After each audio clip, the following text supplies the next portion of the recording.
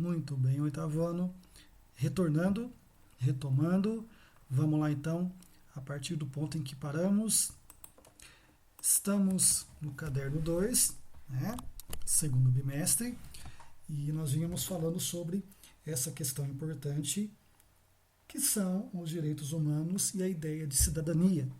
Nós vimos que isso começa lá durante os anos de iluminismo e acaba chegando até os dias atuais, certo? Muito bem. Vimos que durante os anos de governo de Luís XIV na França, havia aquela velha ideia de patrimonialismo, ou seja, a ideia de que o governante deveria se apropriar dos bens do Estado, porque na mentalidade dos governantes da época, quem governava exercia o poder como enviado divino e, portanto, tinha todos os direitos de se apropriar do dinheiro do povo. Hoje em dia, ainda bem que isso diminuiu. Não vou falar que acabou, porque eu estaria viajando um pouco, não é? Mas essa ideia de que governante é dono do Estado, hoje já não existe mais. E quando esse interesse particular é exercido no espaço público, o poder judiciário deve intervir, tá?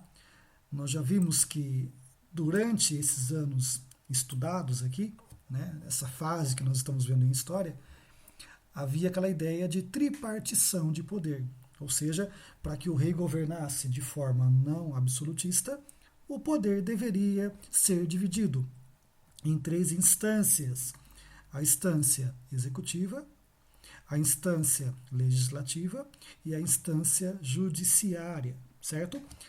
Então, se hoje acontecer de um governante se apropriar indevidamente de patrimônio público, é justamente o judiciário que deve trabalhar e fazer a lei ser aplicada, tá? Afinal, é ilegal, é imoral, é antiético que alguém se aproprie, né, se aproprie de bens que pertencem ao Estado. Tudo bem? Legal. Isso vale também não só para pessoas específicas, mas também para certas classes sociais. Então, um grupo de indivíduos não pode se apropriar daquilo que pertence ao povo. Muito bem? A ideia é que você não pode fazer o seu, aspas, direito prevalecer sobre grupos sociais mais pobres ou mais vulneráveis, social, economicamente, enfim. Afinal, eu falei na outra aula, na aula 1, agora desse bimestre, que há a ideia de isonomia, né? Afinal, para a lei atual, todos são iguais, independente de credo, de raça, de posição social, enfim. Tudo bem, tranquilo, né? Legal. Olha aqui um trecho que fala o seguinte, ó. Uma comunidade é, portanto, formada pelo eu e pelos outros. O que se deseja é que vivam em paz e harmonia. Tudo bem? Tranquilo, né? Vamos lá então. Essa atividade aqui nós faremos na aula à tarde, tá? No nosso encontro presencial à tarde. Presencial online, na verdade, né? Vamos lá então, continuando. Mudando um pouco de enfoque agora, a gente tem que entender um negócio importante aqui. Nós vimos que a ideia iluminista tem origem na Europa, não é? Mais especificamente na França, nós vimos isso na sala de aula, inclusive. Nós falamos sobre a enciclopédia do Diderot e da D'Alembert, não é? Afinal, havia a ideia muito forte na época de congregar todo o conhecimento feito até então em uma única obra. Essa obra é a enciclopédia. Tudo bem? E que foi muito importante na época para divulgar os ideais iluministas, não é? Com livros, com panfletos, com ideias fervilhantes, enfim. Então, o foco inicial do iluminismo aconteceu na Europa. essas ideias começam a se espalhar e vão chegar até a América. De que forma? Com livros, com panfletos, com publicações e principalmente com essa ideia, com a ideia que havia na época, de que a elite colonial mandava os seus filhos, né, a elite, os ricos mandavam os filhos para a Europa para estudar, ou medicina ou direito. Lá na Europa, esse jovem americano, alguns inclusive brasileiros, acabam tendo contato com o ideal iluminista e voltam aqui para a América trazendo esses novos ideais. Então vejam que o grande propagador desse novo ideal, que está muito forte na Europa até então, é a própria elite burguesa americana. Tá? Só que aí nós temos um ponto importante também. A elite, quando se apega ao ideal iluminista, ela faz isso, mas pensando nela própria. Tá? O interesse nunca vai se voltar para as classes mais pobres. Tá? Então entendam isso. A classe social burguesa, que é uma classe extremamente rica, importante e influente, quer usar a mentalidade iluminista, esse ideal de liberdade e progresso, em benefício próprio. Ela não está pensando, por exemplo, na questão dos escravos. A burguesia não está pensando, por exemplo, na questão dos mais pobres. Ela pensa em benefício próprio. Tudo bem? Tranquilo, né? Vamos lá, então. Vejam que temos aqui um conflito entre forças de governo versus população em geral, não é? E embaixo a figura sempre excluída do negro, certo? Então tenha em mente que a classe burguesa, economicamente importante, se volta para os seus próprios interesses, tudo bem? É importante lembrar que a burguesia deseja a liberdade com relação à metrópole colonial.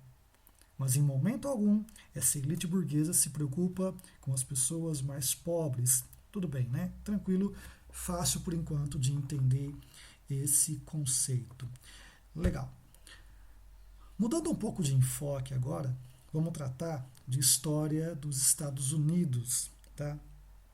E eu chamaria muito a sua atenção para esse mapa que você vê na página 112 da sua apostila, certo? Estamos falando aqui, pessoal, de século XVIII, bem antigo comparado à nossa época atual. E quando eu falo em 13 colônias, eu me refiro a somente essa faixa litorânea. Vejam aqui o mapa dos Estados Unidos, o mapa com os contornos atuais, e o mapa da época. Então, no século XVIII, os Estados Unidos são somente essa porção de terra, essa porção litorânea, banhada aqui pelo Oceano Atlântico, tá? É só isso aqui. Então, são 13 colônias que pertenciam, na época, à coroa inglesa. Tudo bem? Tranquilo? Vamos lá, então, com muita calma, porque esse assunto é um pouquinho complexo. Vamos tentar entender tudo isso. Certo? Vejam só. Você deve ter ouvido falar isso muitas vezes, que o Brasil foi colônia de exploração. Tá? E as colônias da América do Norte foram colônias de povoamento. O que é que isso quer dizer? Pensa o seguinte: quando os portugueses vieram para o Brasil, eles vieram para cá para tirar proveito do território, das terras, dos recursos, dos índios, enfim. Tá? Quando os colonos foram para a América do Norte, eles foram para lá para morar. Entendeu? Então, saiba diferenciar o que é colônia de exploração do que é colônia de povoamento.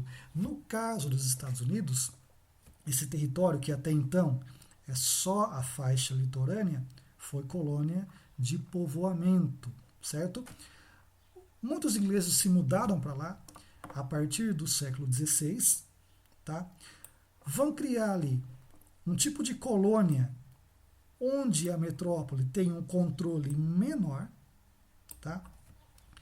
E aqui eu comparo o caso de Portugal e Brasil. Então, tanto Portugal no Brasil quanto a Espanha no resto da América, mantinham um controle muito forte sobre a colônia, coisa que não vai rolar entre Inglaterra, que é a metrópole, e as 13 colônias norte-americanas. O controle ali é bem menor, tá?